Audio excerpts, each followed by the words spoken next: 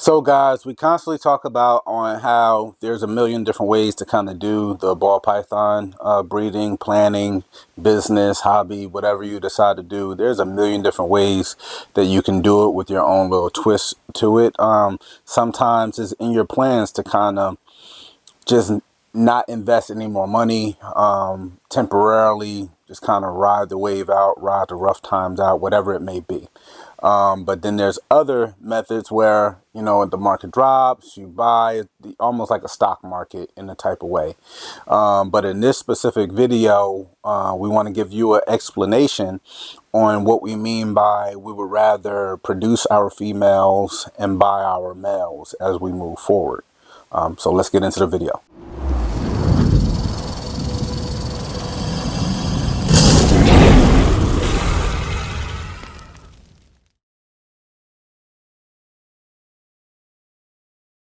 Hey guys, what's going on? Will here, Flawless Exotic Creations, coming to you guys with another video down here at the vault. Actually was recording some crested gecko content. That's why you see FCG. If you're into the geckos, go over to Flawless Crested Geckos, give us a follow. Very interesting and exciting videos over there as well. But here on our ball python journey, we're way behind as far as in development compared to crested geckos, but we wanted to give you kind of a snapshot of the insight on the creativity side and planning portions on what we do as far as looking forward toward the future. We're on record on several videos expressing our thought process on how we would rather buy high-end males and produce our females. This is the official kind of explanation for that for anyone that's already in it or they're looking to start breeding. We're not saying that you're not going to buy females. You can't really make it, period, if you don't buy females. But when we first got in, what we did was we structured everything around certain groups of males. We bought in very high end for us males in certain programs, grew some out, some was halfway there already, and then we started pretty much layering what we wanted to present them to and pair them to. Female wise, when we first started, we bought a ton of hatchlings, exact combos that we really needed, really wanted, whether it was clown combos, whether it was pod combos, whether it was sentinel and paint combos. We bought a ton of different females we wanted to work into several different projects. Being that we're working with a lot of multi-recessive projects, and a lot of them end up kind of spearheading together as we move down the line. A lot of these programs we aren't in the forefront because we just got started. We don't expect to be, but we want to push our projects and our programs. So a lot of the time what you're going to see when it comes to us is, let's say for instance, our DG pod male. Let me check on him. Yeah, that's not gonna happen. He's in deep shed. Don't really want to bother him, but he's a hefty boy. I would say he's probably 1,500 grams, but he's just Desert Ghost pod. He's a double visual. For us, he's a very big powerhouse. For others, maybe not so much. Depends on if you work in that project or not. But we've been able to kind of plug him in with certain females, whether it's pod females, whether it's pod het DG females, or DG het pod females, in order to hopefully produce females. For sake of the video, these are actually from this year's production. Two beautiful DG pod girls. Okay. Now that we have those two girls that are the double visuals as well, we still have all the females that we actually bred him to. We still have the mom to those. We still have more clutches going. We still have him in the other programs making quad recessives or quad hets for us to move forward upon. But just when they start growing up the next 2, 3, 4 years, whenever they decide to actually be ready for us, it doesn't necessarily mean we're going to take him back to them. Hopefully in the next 2 years we'll be actually onto our next step and maybe have a few incomplete dominants in the mix with DG pod. So we'll allow him to basically lay our foundation in the present now as well as a couple years to come, where we'll be able to have DG pod combos, maybe a DG het pod with incomplete dominance at play, and vice versa, in our tubs as females, waiting for the next male that we buy forward for. Whatever direction we decide to go in. We have one in mind, but whatever direction we decide to go in, we'll buy forward, and he'll then at that point probably become a backup male. And if we already have a backup male, he may become available. We're not worried about the return upon the investment on him because we've already got that. Right now, DG pies are going for $2,500, $2,000 if you get them on a steal, $1,500. Really doesn't affect us. We got him. He was 10 grand. Again, this is only our second year. We got him breeding last year, which was awesome. He kept eating and growing. He's breeding this year.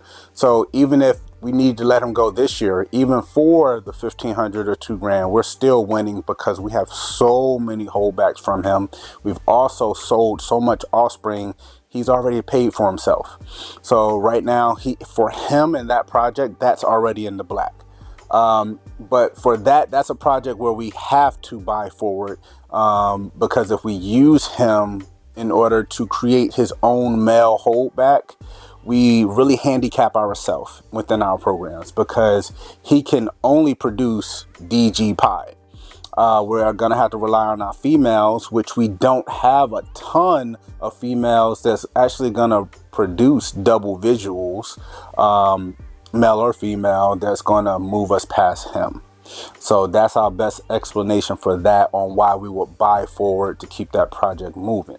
Now, when we say that, that doesn't mean that certain projects are not going to be the exception to the rule. We have our Aussie boy who literally blows our mind. All right, guys.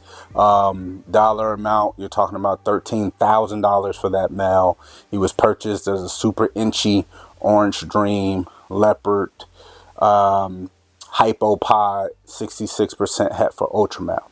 Turns out he's actually super inchy, super Orange Dream. Okay, so he's both Leopard Hypopod. So he's a quad super.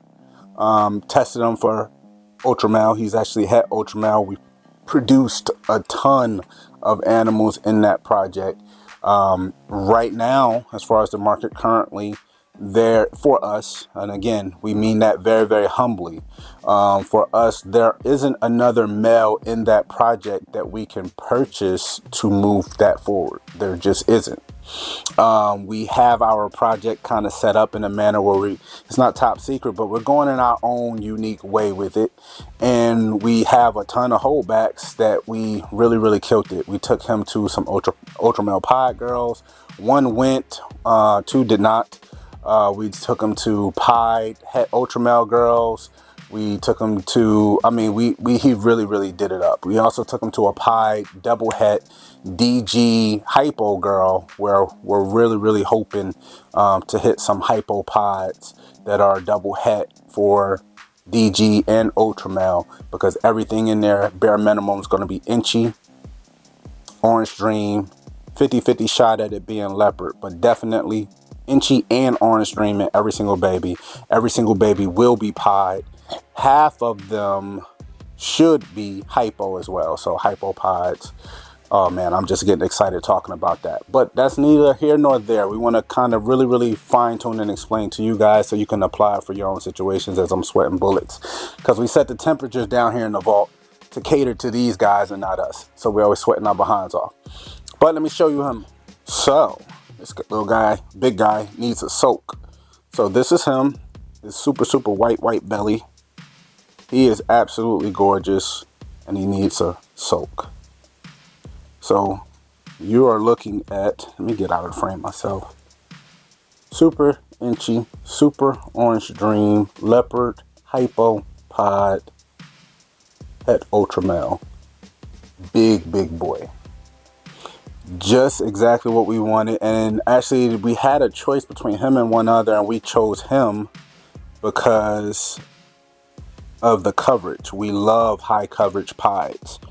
Some people say, oh, well, why get a pied if you're going to get high coverage pied? Well, for us being, designers and planners for our breedings and being new, we want to make sure that we're able to ID properly. So the more pattern for us, it makes us better equipped to be able to ID some of these guys as they come out. So that's him. Okay, I'm gonna try to hurry up for you guys. I know some of you like longer videos, some do not. But that specific male at this present day and time, probably for the foreseeable next year or two, we won't be able to really buy forward. Not saying that people have not created combos that's better than that, but in that project for that triple and moving forward, typically if you're hitting something better than that, it's going to be your holdback. It's going to move that person's collection forward. And you're probably not going to make it available unless you're, getting out and letting go of your collection or going through that. I honestly don't think Ozzy would have let that male go if he knew it was the Super Orange Dream and Super Inchy, and that male was also het for Ultra Male and not just Pos het. But when you have such a, and again, it's not a shot at Ozzy, it's just when you have such a high-end collection, you're not going to test everything. It's just not, it's not feasible. It's not practical. That's what it is. It's not practical for you to test absolutely everything. Therefore, you're going to price it accordingly. And like I said, we spent a little bit more than 13 grand on that male. That hurt big time. But at the same time, now looking back, hindsight being 2020, at that time, not talking about now, you're talking about easily a $20,000 male coming from Ozzy for that male right there. This season, he's killed it. I mean, killed it. He has so many clutches for us. And in turn, while I said this is the exception to the rule, let me show you. And you guys get fresh shed. So this is his best son that he has produced. Okay. What you guys are looking at is a different variation of dad. Not as many genes as dad, but we have to take into consideration that dad's backup is Ultra Male Pie, Inchy Ultra Male Pie that we got from Tafati. Very, very pricey male, very beautiful male, and he did his job last year. That being said, when we patched this guy out, we're like, okay, this was one of 7, and we were lucky enough to hit 6 girls who all have to stay, so we can go in the different directions with that project. Go for the pentas, go for the quads in the years to come, because this isn't a snap your fingers and next year they're going to be breeding. We hope that they'll be breeding within 2.5, 3 years. We hope at least a couple of them, but at the same time, we need to prepare for anything that may happen. That male, I already told you the genes on them. I'm not going to keep boring you guys, but this male here is actually Orange Dream, Inchy, Leopard, Ultra Male, Pie, 100% het for hypo. So this male is het for hypo. That male is het for Ultra Male. So it's almost a 1-2 punch. Yes, that's also the double super. His dad is the double super, meaning Super Orange Dream and Super Inchy. But to have this male and have the capability of going in a different direction in the same program, I think it would be smart to hold on to this male and to let go our Inchy Ultra Male Pod male that was the backup. So in theory, this will be our backup male. We probably are going to go maybe 1 or 2 designed directions for him. Oh, I'm sorry, dude.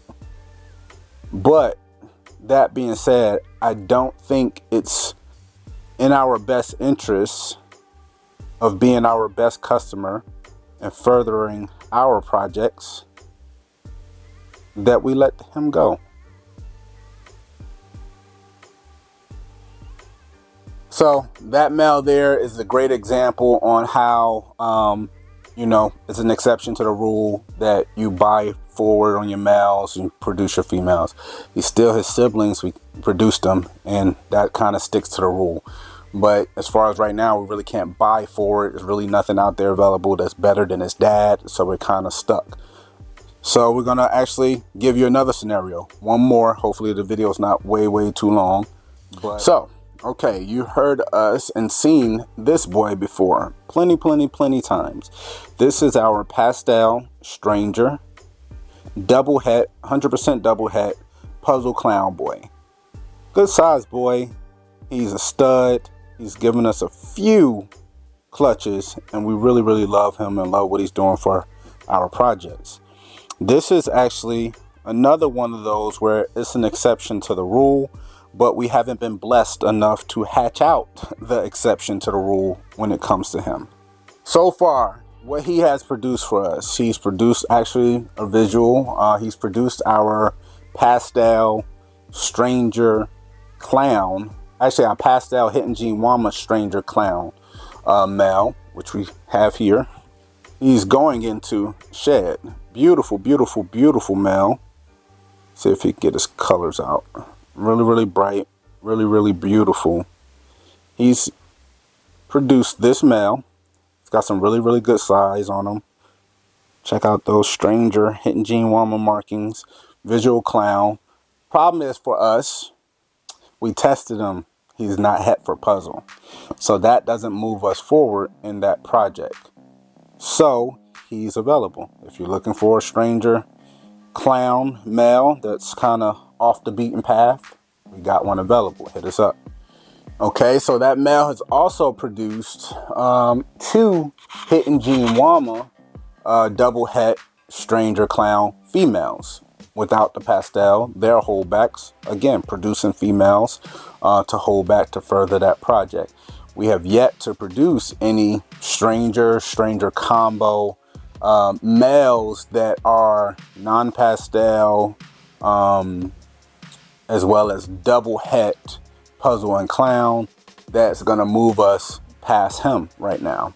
On top of that, we are not able to go into the market and go buy a stranger puzzle het clown. There are none available.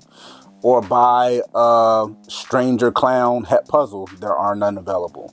So it kind of forces you into an impasse where you need to constantly strategically plan out your breeding seasons in hopes of producing your next level. And if you don't, keep your eyes out for anybody else that's producing things of the sort in your project. At the same time, staying focused and moving forward. So he'll be here getting fat and getting big and moving into the 2025 season, still being a premier breeder for us. So in situations like that, that's when it comes, the exception to the rule comes into play. And we kind of wanted to put out a video so you can kind of understand what we always mean by, buy your males, produce your females. You do have to start with something, so you do have to buy your males and buy your females to get started. Getting us started, we bought babies, we bought juveniles, we bought breeders, all on the female side. For our males, we bought a lot of males, started them out for S babies, brought some that were halfway there to breeding size, and that's how we started our projects off. Every time we turned around, we were short on males because we were trying to be extremely strategic on the direction we want to go with. We don't want to just kind of plug and play and put a male to whatever we're working. We're working a lot of allelic. We can kind of pan through and go through a bunch of different projects and tell you at least the direction we're trying to head in. But at the very basis, getting started, laying some of the groundwork for your business plan, for your business needs, your shopping needs, your to-do list, what you need to purchase next. These are some of the things you should take into consideration when you're planning out your seasons before they get here. Hopefully that helped you guys out. It's Will, it's Flawless, it's Exotic Creations, and we are out.